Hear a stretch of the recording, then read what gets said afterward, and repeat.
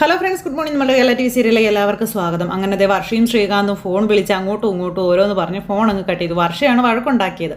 തൊട്ടടുത്ത നിമിഷം ഇനി എന്നാ ചെയ്യുമെന്ന് ഓർത്ത് ശ്രീകാന്ത് ആകെ ഒന്ന് പകച്ചു. പെട്ടെന്നാണ് രേവതിയുടെ കാര്യം ഓർമ്മ വന്നത്. അപ്പം തന്നെ അടുക്കളയിൽ ജോലി ചെയ്തുകൊണ്ടിരുന്ന രേവതിയെ ഫോണിൽ വിളിച്ചു. എന്നിട്ട് ഏട്ടത്തി എനിക്കൊരു ഹെൽപ്പ് ചെയ്യണമെന്ന് പറഞ്ഞു. എന്ത് ഹെൽപ്പാ നീ പറയാൻ പറഞ്ഞു. അതെ, ഞാൻ വരാൻ കുറച്ച് ലേറ്റ് ആകുമെന്നും പിന്നെ ഞാൻ ഈ കാര്യം വർഷയെ വിളിച്ച് പറഞ്ഞപ്പോൾ അവള് പറയാം ലേറ്റായിട്ട് വന്നാൽ ഡോറ് തുറക്കില്ല എന്ന്. അപ്പോൾ രേവതിക്ക് ചിരി വന്നു. രേവതി ഒന്ന് ചിരിച്ചു. എന്തോ ഭയങ്കര ദേഷ്യത്തിലാണ് അവളെന്ന് പറയുമ്പോൾ രണ്ടുപേരും കൂടി അടി കൂടി കാണുമല്ലേ എന്ന് ചോദിക്കുമ്പോൾ അതെ, നീ വരാതെ കിടന്നു എന്നൊക്കെ അവൾ എന്നോട് പറഞ്ഞത് ഏട്ടത്തി. അതെ, ഞാൻ വീട്ടിലെത്തിയ ഏട്ടത്തിയെ വിളിക്കാവേ, അപ്പോൾ എനിക്ക് ഡോറൊന്ന് തുറന്നു തരുമോ എന്നൊക്കെ ഇങ്ങനെ ശ്രീകാന്ത് ചോദിക്കുമ്പോൾ നീ വിളിച്ചാൽ മതിയെന്ന് പറഞ്ഞു. ഞാനേ ഡോറ് തുറന്ന് തരാട്ടോ എന്ന് പറയുകയും ചെയ്തു. പിന്നെ ഏട്ടത്തി അതെ, ഒരു കാര്യം കൂടി സംസാരിച്ച് അവളുടെ ദേഷ്യം ഒന്ന് തണുപ്പിക്കണം കേട്ടോ എന്നും പറഞ്ഞു. പിന്നെ ഉണ്ടല്ലോ, എങ്കിലേ ധൈര്യത്തോടെ എനിക്ക് വീട്ടിലേക്ക് വരാൻ പറ്റുള്ളൂ എന്ന് പറയുമ്പം ശരി ശരി ഞാൻ ഏറ്റു എന്നും പറഞ്ഞുകൊണ്ട് ഫോൺ അങ്ങ് കട്ട് ചെയ്തു. അത് കഴിഞ്ഞപ്പോഴത്തേക്കും നമ്മുടെ വർഷ അടുക്കളയിലേക്ക് വന്നു. ഡിന്നറിനുള്ള തിരക്കിനാണല്ലേ എന്ന് ചോദിച്ചു. അപ്പോൾ അതേന്ന് പറഞ്ഞു. ചേച്ചി, ശ്രീകാന്തിന് രാത്രി ഫുഡ് വേണ്ട കേട്ടോ എന്ന് പറഞ്ഞു. അറിയാം, അവനെന്നെ വിളിച്ചായിരുന്നു എന്ന് രേവതി പറയുമ്പോൾ എന്നും പറഞ്ഞു വർഷ ഇങ്ങനെ നിൽക്കുക. അതെ, ലേറ്റായി വന്ന ഡോറ് തുറക്കില്ല എന്ന് നീ അവനോട് പറഞ്ഞോ എന്ന് രേവതി ചോദിക്കുമ്പോൾ ഞാൻ പറഞ്ഞു. അതുടനെ തന്നെ വിളിച്ച് അവൻ ചേച്ചിയോട് കംപ്ലൈൻറ്റ് പറഞ്ഞല്ലേ എന്ന് ചോദിക്കുമ്പം അയ്യോ, അവൻ കൂട്ടുകാരുടെ കൂടെ കറങ്ങാൻ പോയി ലേറ്റായി വരുന്നതാണോ? അല്ലല്ലോ, ജോലി തിരക്കുകളുണ്ടല്ലേ തിരക്കാവുന്നത് എന്ന് ചോദിക്കുമ്പം ചേച്ചി ഇപ്പം ഇടയ്ക്കിടയ്ക്ക് ശ്രീകാന്ത് ലേറ്റായിട്ടാണ് വരുന്നത്. ചോദിക്കുമ്പോൾ ഓരോ എക്സ്ക്യൂസാണ് പറയുന്നത്. അതാ എനിക്ക് ദേഷ്യം വന്നതെന്ന് വർഷ രേവതിയോട് പറയുമ്പോൾ രേവതി ഇങ്ങനെ ചിരിച്ചുകൊണ്ട് നോക്കുക. അവൻ വന്നാൽ പിന്നെ ചേച്ചി ഡോറൊന്നും തുറന്നു കൊടുത്തേക്കരുത് കേട്ടോ എന്ന് പറയുമ്പം നിന്റെ ദേഷ്യം തണുപ്പിക്കാമെന്ന് ഞാൻ അവനോട് പറഞ്ഞിരുന്നു. നീ തന്നെ അവന് വാതിൽ തുറന്നു കൊടുക്കണമെന്നും ഇല്ലെങ്കിൽ ചെവി ഞാൻ പിഴുത ഉപ്പിലിടുമെന്ന് രേവതി വർഷയോട് പറഞ്ഞ് ചെവിയിലും പിടിച്ചു. പിന്നെയും സച്ചേട്ടനും ഇന്ന് രാത്രി വരത്തില്ല, ദൂരെ ട്രിപ്പ് പോയിരിക്കുകയാണെന്നും വീട്ടിലെത്താൻ രാവിലെ ആകുമെന്നാ പറഞ്ഞെന്ന് പറയുമ്പോൾ അപ്പോൾ ഇന്ന് ചേച്ചി ഒറ്റയ്ക്കാണല്ലേ എന്ന് വർഷ ചോദിച്ചു. അപ്പോൾ ഇന്ന് നമ്മുടെ നൈറ്റാണെന്ന് രേവതിയോട് പറയുന്നു. ഫുഡ് കഴിച്ചതിന് ശേഷം നമുക്കൊരു സിനിമ കണ്ടാലോ ചേച്ചി? അപ്പോൾ സിനിമയോ? ഞാൻ കുറച്ചായി സിനിമയൊക്കെ കണ്ടിട്ടെന്ന് രേവതി നേരം വർഷയോട് പറഞ്ഞു. അതെ ചേച്ചി, ഒരു പുതിയ പ്രേത സിനിമ ഇറങ്ങിയിട്ടുണ്ടെന്ന് പറഞ്ഞു. അയ്യോ, പ്രേത സിനിമയോ? അതൊന്നും എനിക്ക് കാണണ്ട. അതിനെന്താ, പ്രേത സിനിമയാകുമ്പോഴേ കാണാൻ നല്ല ത്രില്ലുണ്ടാവില്ലേ ചേച്ചി എന്നൊക്കെ ചോദിച്ചു. അയ്യോ, അത് വേണ്ട വർഷേ, എനിക്ക് പേടിയാകും. അത് കണ്ടാൽ പിന്നെ ഉറങ്ങാനൊന്നും പറ്റത്തില്ല എന്നൊക്കെ രേവതി പറയുമ്പോൾ പേടിയോ? പേടിക്കൊന്നും വേണ്ട കേട്ടോ, ഞാനില്ലേ കൂടെ, പിന്നെ എന്താ കുഴപ്പമെന്ന് വർഷ ചോദിച്ചു. എൻ്റെ ടാബിൽ നമുക്ക് ഒന്നിച്ചിരുന്ന് കാണാമെന്ന് പറഞ്ഞു. അയ്യോ വേണ്ട വേണ്ട വേണ്ട, അപ്പോൾ വേണമെന്ന് വർഷ. ഹസ്ബൻഡ്സ് കൂടെ ഇല്ലാത്ത ഈ നൈറ്റ് നമ്മൾ പ്രേത സിനിമ കണ്ട് എൻജോയ് ചെയ്യുന്നു എന്നും പറഞ്ഞുകൊണ്ട് ഇങ്ങനെ വർഷ അവിടെ നിന്ന് പോയി. എൻ്റെ ദൈവമേ വേണ്ടായിരുന്നു എന്നും പറഞ്ഞുകൊണ്ട് ഇങ്ങനെ ഇരിക്കുക നമ്മുടെ രേവതി. കുറച്ച് കഴിഞ്ഞപ്പോഴത്തേക്കും നമ്മുടെ വർഷ ലൈറ്റൊക്കെ ഓഫ് ചെയ്തിട്ട് ഇരുട്ടത്തിരുന്ന് ടാബിൽ പ്രേത സിനിമ ഓണാക്കി. ദൈവമേ, നമ്മുടെ രേവതിയാണിരുന്ന് കാർച്ചയും ദൈവത്തിനെ വിളിയും നോക്കി തുടങ്ങി. ഇത് എന്നതാ ചേച്ചി കാണിക്കുന്നേ? ഇത് കാണി ചേച്ചി, ഇങ്ങനെ കിടന്ന് പേടിച്ചാൽ എങ്ങനെയാ ചേച്ചി? പൂ വിൽക്കാനായിട്ട് എവിടെയൊക്കെ പോകുന്ന ആളാ, ധൈര്യമായിട്ട് ഇരിക്കാൻ പറഞ്ഞു. വർഷേ, ഞാൻ പ്രേത സിനിമ കാണാറില്ലടി, ഇതൊന്നും കണ്ട് എനിക്ക് ശീലമില്ല എന്ന് രേവതി വർഷയോട് പറയണം. അയ്യോ, എനിക്ക് പേടിയാകുന്നതെന്നും പറഞ്ഞുകൊണ്ട് ഇങ്ങനെ ഇരിക്കുമ്പോഴത്തേക്കും ചന്ദ്രമതി വന്ന് ലൈറ്റ് ഇട്ടു. അയ്യോ എന്നും പറഞ്ഞു രേവതി ഒരു ഒറ്റ കാർച്ച. ചന്ദ്രമതിയും പേടിച്ചു പോയി. അപ്പോഴേക്ക് നമ്മുടെ വർഷയ്ക്ക് ചിരി വന്നു. വർഷ ഇരുന്ന് ഭയങ്കര ചിരിയാ. ഇവള് എന്നതാ? അപ്പോൾ ചേച്ചി അത് ആൻറ്റിയാ എന്ന് വർഷ പറഞ്ഞു. അപ്പോഴത്തേക്കും തുള്ളി ഉറഞ്ഞതേ വരുന്നു ചന്ദ്ര. എന്താടി, എന്നെ കണ്ട പ്രേതത്തെ പോലെ തോന്നുന്നുണ്ടോടി എന്നും ചോദിച്ചു. നട്ടപ്പാതിരാക്കി എന്താടി പരിപാടി ഇവിടെ, എന്തൊരു ബഹളം ഇതെന്നൊക്കെ ചോദിക്കുമ്പം ആൻറ്റി ഞങ്ങളൊരു സിനിമ കണ്ടാന്ന് പറഞ്ഞു. സിനിമ കാണേണ്ട സമയമാണോ ഇത്? അപ്പോൾ ഉറക്കം വരുന്നില്ല ആൻറ്റി, അതാ സിനിമ കണ്ടതെന്ന് പറയുമ്പം സിനിമ കാണുമ്പോൾ എന്തിനെങ്ങനെ ഒച്ച വെക്കുന്നതെന്ന് ചോദിച്ചു. പ്രേത സിനിമയാണ് കണ്ടത്. രേവതി ചേച്ചി ആകെ പേടിച്ച് നിലവിളിച്ചതാണെന്ന് പറയുമ്പോൾ പ്രേത സിനിമ കാണുമ്പോൾ ഇവക്ക് പേടിയോ? ഇവള് തന്നെയല്ല ഒരു കുട്ടിഭൂതം അല്ലേ എന്ന് ചോദിക്കാൻ. പിന്നെ എന്തിനാ ഇവള് പ്രേതത്തെ കണ്ട് പേടിക്കുന്നതെന്നും. എന്താ ആൻറ്റി ഇങ്ങനെയൊക്കെ പറയുന്നേ? ചിലർക്ക് പേടിയുണ്ടാവും. എന്താ ആൻറ്റിക്ക് പ്രേതത്തെ ഒന്നും പേടിയില്ലെന്ന് ചോദിക്കുമ്പോൾ പ്രേതത്തെ പേടിയോ? ഞങ്ങളുടെ ചെറുപ്പത്തിലെ അമ്മ ഞങ്ങൾക്ക് പ്രേതക്കഥ പറഞ്ഞു തരുമായിരുന്നു. മറ്റു കുട്ടികൾ പേടിച്ച് കരയുമ്പോഴേ ഞാൻ ചിരിക്കുമായിരുന്നു എന്നും കുട്ടിയായിരിക്കുമ്പോൾ പോലും പ്രേതത്തെ പേടിയില്ല, പിന്നെയല്ലേ എനിക്ക് ഇപ്പം പേടിയെന്നും പറഞ്ഞുകൊണ്ട് ചന്ദ്ര ഇങ്ങനെ പറയുമ്പോൾ നമ്മുടെ വർഷ ഏത് പാതിരാത്രിയിലും ചന്ദ്രമതി ഒറ്റയ്ക്ക് പോകും, ഒറ്റയ്ക്ക് വരികയും ചെയ്യും, ഒന്നിനെയും പേടിയും ഇല്ല എന്നൊക്കെ പറഞ്ഞ് തട്ടി വിടുക.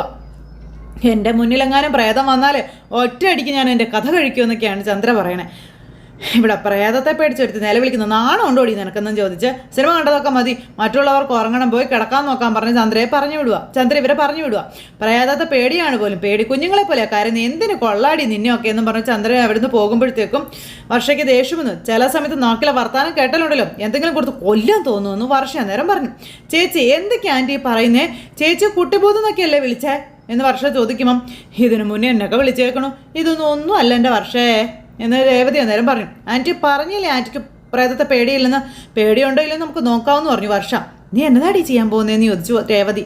ഈ രാത്രി ഞാൻ അവരെ പേടിപ്പിച്ചിരിക്കും, ചേച്ചി നോക്കിക്കോളാൻ പറഞ്ഞു. അയ്യോ അതൊന്നും വേണ്ട, അമ്മ ഉറങ്ങിക്കോട്ടെ, ചേച്ചിയെ കുട്ടിബോധം എന്നൊക്കെ വിളിച്ചല്ലേ അവരെ അങ്ങനെ വെറുതെ വിടാനൊന്നും പറ്റത്തില്ല, കാണിച്ചു കൊടുക്കണമെന്ന് പറഞ്ഞു വർഷ. രാത്രി നമ്മുടെ ചന്ദ്രയ്ക്കുള്ള മുട്ടം പണിയായിട്ട് വർഷയും രേവതിയുടെ മുറിയുടെ പുറത്ത് പോയി നിൽക്കുക. എന്നിട്ട് ഇങ്ങനെ വലിയൊരു പാട്ടും ശബ്ദവും ഒക്കെ കേൾപ്പിക്കും കേട്ടോ. ചന്ദ്ര അന്നേരത്തേക്കും പതുക്കെ ഇങ്ങനെ മയക്കുമായിരുന്നു. ആ സമയത്ത് ഈ ശബ്ദമൊക്കെ കേൾക്കുന്നു. ചന്ദ്ര അന്നേരം കണ്ണ് തുറന്നു. അപ്പോഴത്തേക്കും ഭയങ്കര വെച്ച.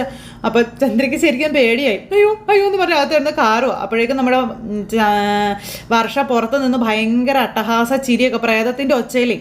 അപ്പോഴത്തേക്ക് രേവതി എടി മതി എന്ന് പറഞ്ഞുകൊണ്ട് തൊട്ടരികിൽ ഇപ്പോൾ ചേച്ചി മിണ്ടാതിരിക്കുമെന്ന് പറഞ്ഞുകൊണ്ട് വർഷ ചന്ദ്ര എന്നിട്ട് പനിച്ച് വിറച്ച് കിടത്തുന്ന രീതിയിലുള്ള പരിപാടികൾ നമ്മുടെ വർഷ അവിടെ ഒപ്പിക്കുക. അങ്ങനെ ചന്ദ്ര ശരിക്കും പേടിച്ചു. ഈ പാട്ടും ഈ ഒരുമാതിരി സൗണ്ടും എല്ലാം വർഷ കേൾപ്പിക്കുക. കുറച്ച് കഴിഞ്ഞപ്പോഴത്തേക്കും സുധിയും പതുക്കെ കണ്ണ് തുറന്ന് ഈ ശബ്ദവും ഈ ചിരിയൊക്കെ കേൾക്കുക കേട്ടോ. ആരാ ആരാ ആരാ ഇങ്ങനെ ചിരിക്കുന്നേ, അയ്യോ ആരാ എന്നൊക്കെ പറഞ്ഞുകൊണ്ട് ഇങ്ങനെ സുധി എഴുന്നേറ്റിരുന്ന ഓരോന്നൊക്കെ ഇങ്ങനെ പിച്ചുമേയും പറയുന്ന പോലെ ഇരുന്ന് പറയാം. അപ്പോൾ ഈ പട്ടി ഓലിയിടുന്ന ശബ്ദം, അതുപോലെ എന്തൊക്കെയോ ഒരുമാതിരി പ്രേതം വരുമ്പോൾ ഒക്കെ സിനിമയിൽ കേൾക്കുന്ന കൂട്ട ശബ്ദം മുഴുവനും നമ്മുടെ വർഷം അവിടെ എടുത്തിട്ടു. അപ്പോൾ ശ്രുതിയാണെങ്കിൽ ശ്രുതിയെ വിളിക്കുക. ശ്രുതി ആന കുത്തിയാൽ പോലും എഴുന്നേക്കാതെ കിടന്നുറങ്ങുമല്ലേ.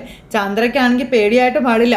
അപ്പം ചന്ദ്രേ എന്നും പറഞ്ഞുകൊണ്ട് ഇങ്ങനെ വിളിക്കുന്നു. അയ്യോ എൻ്റെ ദൈവമേ, ചന്ദ്രയെന്നും എന്നെയാണല്ലോ വിളിക്കുന്നത്, ആന എന്നെ വിളിക്കുന്നത്. അപ്പോഴത്തേക്ക് രേവതി പുറത്ത് നിന്ന് വർഷയെ വേണ്ട അമ്മ ഇപ്പം ഇറങ്ങി വരും, മൊത്തം പ്രശ്നമാകും. അപ്പം ഇല്ല ചേച്ചി വരില്ല എന്ന് പറഞ്ഞുകൊണ്ട് വർഷ രേവതിയോട് പറയാം. ചന്ദ്ര എന്നൊക്കെ പറഞ്ഞിട്ട് നമ്മുടെ വർഷം ഇങ്ങനെ അവിടെ നിന്ന് ഒച്ചയൊക്കെ മാറ്റി വിളിക്കുക. ആരാ അയ്യോ അയ്യോ എന്നും പറഞ്ഞിരിക്കും. എടി ചന്ദ്രേ എന്ന് പറഞ്ഞൊക്കെ വിളിക്കുക. അപ്പോഴത്തേക്കും സുധി ഇങ്ങനെ തലവഴി പുതപ്പൊക്കെ മൂടി ഇങ്ങനെ എടുക്കാം. അമ്മയ്ക്കും മോനും മൂട്ടാൻ പണിയാണ് കൊടുത്തത്. രവിയേട്ടാ എന്ന് പറഞ്ഞ് ചന്ദ്ര വിളിക്കുന്നുണ്ട്. രവിയേട്ടനെ അവിടെ അറിയാം, രവിയേട്ടനൊക്കെ നല്ല ഉറക്കം. അപ്പോഴത്തേക്ക് എടി ചന്ദ്ര എന്നും പറഞ്ഞുകൊണ്ട് നമ്മുടെ വർഷം ഇങ്ങനെ പ്രേതത്തിൻ്റെ സൗണ്ടിലൊക്കെ വിളിക്കുന്നു. ചിരിക്കുന്ന സുധിക്കും പനി പിടിക്കും, ചന്ദ്രയ്ക്കും മിക്കവാറും പനി പിടിക്കും, രണ്ടും പനിച്ച് കിടക്കും. എടി ചന്ദ്ര എന്നൊക്കെ പറഞ്ഞുകൊണ്ട് നമ്മുടെ വർഷ വിളിക്കുക. ആരാന്ന് പറ. അപ്പോഴത്തേക്കും ശ്രുതിയാണ് തിരിഞ്ഞു മറിഞ്ഞൊക്കെ കിടന്ന് നല്ല ഉറക്കം. അമ്മയും മോനും പേടിച്ച് വിറച്ചിങ്ങനെ ഇരിക്കുക. അപ്പോഴത്തേക്കും ശ്രുതി ചെന്ന് പതുക്കെ വാതിൽ ഉറക്കാൻ നോക്കിയപ്പോഴത്തേക്കും ശബ്ദം പിന്നെയും കനത്തിൽ വന്നു. അപ്പോഴത്തേക്കും ശ്രുതി വേഗം തന്നെ പുറകോട്ടെ. അപ്പോൾ ആരാന്ന് പറഞ്ഞുകൊണ്ട് വർഷ ഈ സമയത്ത് മുട്ട് കെട്ടിപ്പിടിച്ച് ഇങ്ങനെ ഇരിക്കുക, പേടിച്ച് വിറച്ച് ഇങ്ങനെ കിടന്ന് കിലികിലാന്ന് വിറയ്ക്കുക ശ്രുതി. അപ്പോൾ ആരാന്ന് പറ, നീ എന്തിനാ എൻ്റെ വീട്ടിൽ വന്നത്, ഇത് എൻ്റെ വീടാന്നൊക്കെയാണ് ചന്ദ്ര അവിടെ നിന്ന് പറയുന്നത്. അപ്പോൾ ഇത് എൻ്റെ വീടാണെന്ന് പറഞ്ഞില്ലേ, വെളിയിൽ പോ എന്നും പറഞ്ഞുകൊണ്ട് നമ്മുടെ വർഷ ഭയങ്കര ശബ്ദത്തിൽ ഇങ്ങനെ ഒച്ച വെപ്പിച്ചുകൊണ്ടിരിക്കുക. അപ്പോഴത്തേക്കും ശ്രുതിയെ വേർത്തു. ഇവിടുന്ന് പോകാനോ പറഞ്ഞത് എന്നും പറഞ്ഞുകൊണ്ട് നമ്മുടെ ചന്ദ്രയെ അവിടെ നിന്ന് പറഞ്ഞു വിട്ടു. അപ്പോഴത്തേക്കും ചന്ദ്ര എന്ന് രവിയേട്ടാ എഴുന്നേക്ക് രവിയേട്ടാ, ഇതേ ആരും വന്നിട്ടുണ്ട് എഴുന്നേക്കാൻ പറഞ്ഞു. അപ്പോൾ നിന്റെ സ്വന്തക്കാരാരെങ്കിലും ആയിരിക്കും വന്നിരിക്കുന്നതെന്ന് രവിയേട്ടൻ ഇതിൽ പറഞ്ഞു. അപ്പോൾ പ്രേതമാണെന്ന് തോന്നുന്നു. അപ്പോൾ അത് തന്നെ പറഞ്ഞു നിന്റെ സ്വന്തക്കാരായിരിക്കുമെന്ന്. അപ്പോഴേക്കും എന്തേ യോ എന്നും പറഞ്ഞുകൊണ്ട് ഭയങ്കര കരച്ചിൽ ചന്ദ്ര. അപ്പോഴത്തേക്കും ശ്രുതിക്കും ഭയങ്കര പേടി, ഇങ്ങനെ കിളികിളികിലാന്നും പറഞ്ഞ് വിറയ്ക്കുക ശ്രുതി. അയ്യോ ഒന്നും ചെയ്യല്ലേ എന്നും പറഞ്ഞുകൊണ്ട്. അതുപോലെ തന്നെ ചന്ദ്രയും പേടിച്ച് വേറെ ചരണ്ട് ഇങ്ങനെ അവിടെ ഇരിക്കുക. അപ്പോൾ രേവതി മതിയുടെ പോകാമെന്ന് പറഞ്ഞു വർഷയെ വിളിക്കുക. വിടിയേച്ചി എന്ന് പറഞ്ഞു വർഷ. പക്ഷേ അവിടെ നിന്ന് പിന്നെ രണ്ടും കൽപ്പിച്ച് നമ്മുടെ ചന്ദ്ര അവിടെ നിന്ന് എഴുന്നേറ്റ് പോകും. അപ്പോഴത്തേക്കും ശ്രുതി തിരിഞ്ഞു കിടക്കാൻ വേണ്ടി പുതപ്പെടുത്തിട്ട് അയ്യോ എന്ന് പറഞ്ഞു ഒറ്റ കരച്ചില്ല ശ്രുതി. ശ്രുതി ഞാൻ കരുതി പ്രേതമാണെന്ന് എൻ്റെ പൊന്നേന്നും പറഞ്ഞുകൊണ്ട് ഇങ്ങനെ ഇരിക്കുക നമ്മുടെ ശ്രുതി അവിടെ. ഈ സമയത്ത് ചന്ദ്ര രണ്ടും കൽപ്പിച്ച് പോയി ഡോറ് തുറക്കാൻ നോക്കുമ്പോൾ പിന്നെയും ചിരിയോട് ശ്രുതി വന്നിട്ട് ചെന്ന് ഡോറ് തുറക്കാൻ നോക്കും. അപ്പോഴത്തേക്കും രേവതിയും വർഷയും കൂടി അവിടെ നിന്ന് ഓടി. ചന്ദ്ര വാതിൽ ഓർക്കുന്ന ആ ഒരു സിറ്റുവേഷൻ വന്നു കഴിഞ്ഞപ്പോഴത്തേക്കും എന്നിട്ട് രണ്ടുപേരും കൂടെ മറിഞ്ഞ് ഇരുട്ടത്ത് പോയി നിൽക്കുക. അപ്പുറത്തെ മുറിയിൽ നിന്ന് മകൻ ഇങ്ങനെ കുരിശും പിടിച്ചിറങ്ങി വരുന്നു, ഇപ്പുറത്തെ സൈഡിൽ നിന്ന് അമ്മയും ഇറങ്ങി വരുന്നു. എൻ്റെ അടുത്തേക്ക് വരരുത്, നിന്നെ കാണിച്ചുതരാം എന്നൊക്കെ കൈ കൊണ്ട് കുരിശൊക്കെ പിടിച്ചാൽ ശ്രുതി ഇറങ്ങി വരുന്നത്. ഞാൻ നിന്നെ തളയ്ക്കും എന്നൊക്കെ പറഞ്ഞ് അപ്പോഴത്തേക്കും ഒരുമാതിരി ശബ്ദവും ആ പട്ടി കോലിടുന്ന ഒച്ചയൊക്കെ ഇരുട്ടത്ത് രണ്ടും കൂടെ അങ്ങോട്ടും ഇങ്ങോട്ടും തിരിഞ്ഞു വന്ന് രണ്ടും കൂടെ കൂട്ടിയിടിച്ചു അമ്മയും മോനും കൂടി. നീ എന്നതാടായത് പ്രേതം എന്നും പറഞ്ഞ് നിൽക്കുമ്പോൾ പ്രേതം നിൻ്റെ മനുഷ്യനിപ്പോൾ മരിച്ചേനെന്നും പറഞ്ഞ് ചന്ദ്ര ഇങ്ങനെ നിൽക്കുക കേട്ടോ. രണ്ടും കൂടെ പേടിച്ച് വരച്ചിങ്ങനെ നിൽക്കുമ്പോഴത്തേക്കും ചെലങ്കയുടെ ശബ്ദമൊക്കെ അവിടെ നിന്ന് നമ്മുടെ വർഷം ഇങ്ങനെ ബോക്സിൽ നിന്ന് കേൾപ്പിക്കുക. രണ്ടിനും പേടിയായി. അയ്യോ പാദസരത്തിൻ്റെ ശബ്ദമല്ലേടാ കേൾക്കുന്നേ. അതെ അമ്മേ ഈ വീട്ടിനകത്ത് ഏതോ പാദസരമിട്ട് പ്രേതമാണമ്മേന്ന് ശ്രുതി. ഈശ്വരാ എൻ്റെ ദൈവമേന്നും പറഞ്ഞോണ്ട് ചന്ദ്ര. വർഷ ആരാ മോള്. വർഷ ഇത് മുഴുവൻ കേൾപ്പിച്ചിട്ട് ഇങ്ങനെ നിൽക്കുമ്പോഴത്തേക്കും അവിടുന്ന് എവിടുന്നോ ശബ്ദം വരുന്നത് പോലെ ഇവരിങ്ങനെ ഈ വർഷയും രേവതി നിൽക്കുന്നിടത്തേക്ക് നോക്കുക. അയ്യോ അമ്മ എനിക്ക് പേടിയാവുന്ന അമ്മ എനിക്ക് പേടിയാവുന്ന അമ്മ എന്നും പറഞ്ഞുകൊണ്ട് ശ്രുതി അമ്മയെ കെട്ടിപ്പിടിച്ച് കരയണം. വർഷയ്ക്ക് ചിരി വരുന്നു. വർഷ വാ പൊത്തി പിടിച്ച് ഇങ്ങനെ ചിരിക്കുക. എന്നിട്ട് അവിടെ നിന്ന് ഇങ്ങനെ ഇരുട്ടത്ത് ചിരിക്കും കേട്ടോ.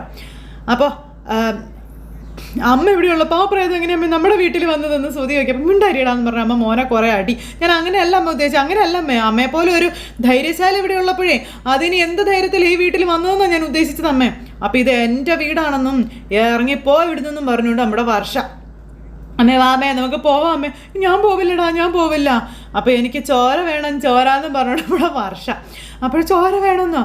നിങ്ങളെന്നെ കാണുന്നില്ലെന്നേ ഉള്ളൂ, നിങ്ങളുടെ മുന്നിൽ തന്നെ ഞാനുണ്ട് എന്ന് വർഷ പറയുമ്പോൾ എന്നും പറഞ്ഞുകൊണ്ട് നമ്മുടെ ശ്രുതി. അപ്പോൾ ഞാനിപ്പോൾ തന്നെ നിങ്ങളുടെ ചോര കുടിക്കാമെന്ന് പറഞ്ഞു. അത് കേട്ട് കഴിഞ്ഞപ്പോഴത്തേക്കും അയ്യോ വേണ്ടായേ എന്ന് ശ്രുതി. അപ്പോൾ നിന്നെ മാത്രം ഞാൻ പ്രതീക്ഷിച്ചുള്ളൂ, ഇപ്പോൾ 2 എണ്ണത്തിനെയും കിട്ടിയെന്നൊക്കെയാണ് നമ്മുടെ വർഷ പറയുന്നത്. ഈ രാത്രി എനിക്ക് കുശാലായി എന്നൊക്കെ വർഷ പറയുമ്പം അയ്യോ അതുപോലെ അമ്മയുടെ ചോര കുടിച്ചാൽ പോരെ, എൻ്റെ ചോര എന്തിനാണ് കുടിക്കുന്നത്, അല്ലെങ്കിൽ തന്നെ എനിക്ക് ചോരയില്ല എന്നൊക്കെ ശ്രുതി പ്രേതത്തിനോട് പറയുക. അപ്പോഴേക്കും നമ്മളെ വർഷ പിന്നെയും പട്ടഹാസ ചിരി. എൻ്റെ അമ്മ സത്യമായിട്ട് എനിക്ക് ചോരയില്ല എന്നാണ് ശ്രുതി പറയുന്നത്. മതി നീ വന്നേന്ന് പറഞ്ഞുകൊണ്ട് രേവതി എന്നിട്ട് അവിടെ നിന്ന് അങ്ങോട്ട് പോവുക.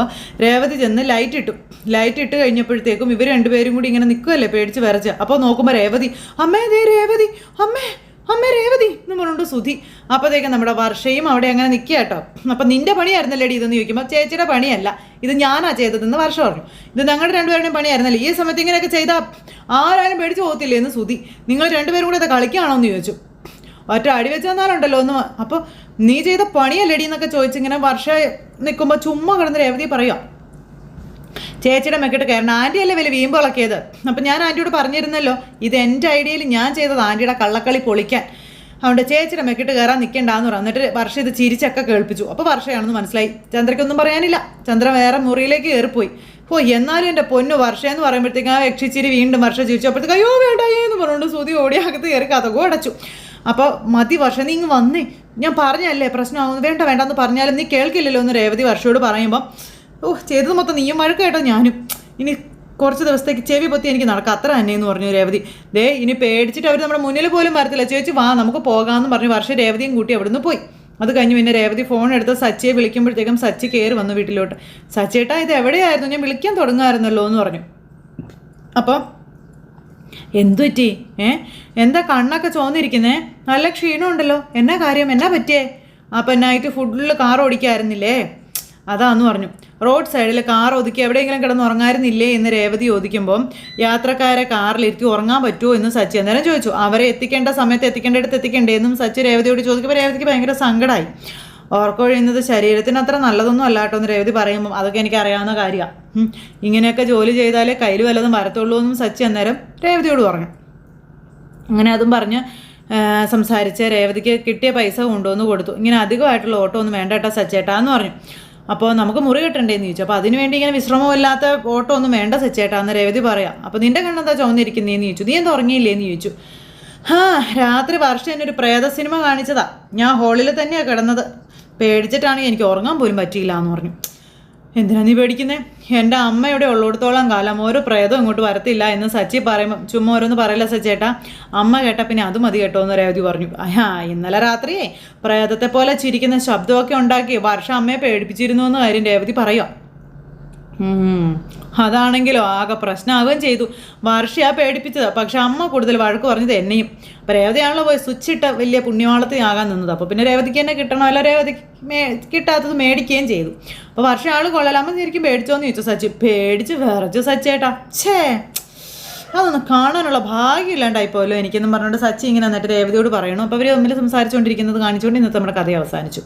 അപ്പോൾ എല്ലാവരും കാത്തിരുന്ന് കാണണം കേട്ടോ. എല്ലാവർക്കും നല്ലൊരു ദിവസം ആശംസിക്കാനായി ടാറ്റാ.